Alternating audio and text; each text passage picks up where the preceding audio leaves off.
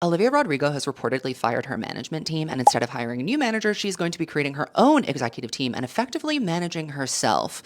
I hate to be that guy, but you know who else did that around their third/fourth album?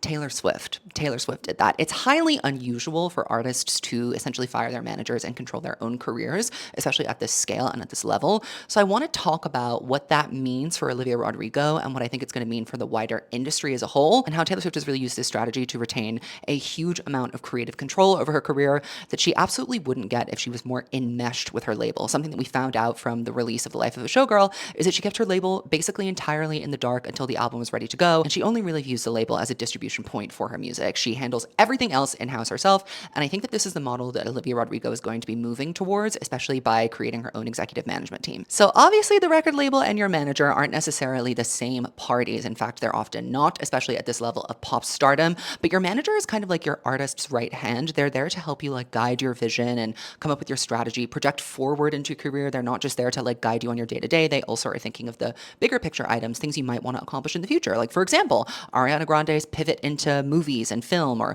Lady Gaga's pivot into film. Those are things that you would discuss with your manager. You would have kind of a holistic approach to your career. You're not just looking at one album, one song, etc., etc. Manager is also very often a bridge between the artist and the label. They're kind of like a buffer or a go-between when you're having negotiations or you're really trying to fight for or defend yourself on specific deal points. It is extremely rare for an artist at Olivia Rodrigo's level to be going solo with their management team, especially at this age. This is definitely inspired by the Taylor Swift model of bringing as much of your production of your career in-house so that you have utmost control over what you do. You are least reliant on outside forces to make your vision happen as possible. Taylor didn't just up and leave her management. I believe she was with WME for a period of time and then eventually created 13 Management and Taylor Allison Swift Productions, which is the production arm that basically creates all of her music videos, does all of her social media marketing, merch designs, all of that. That actually isn't handled by the label itself. She has brought that all in-house. So she has total control over every piece of her creative vision. At this point, Taylor is functioning basically as her own label and her own management company. The major labels should be very scared of the Taylor Swift model of becoming a big pop star because she has essentially rendered their services, especially the services that make them a lot of money, useless by bringing all of the things that they do and they hold over your head as an artist, these recoupable costs they invest into you.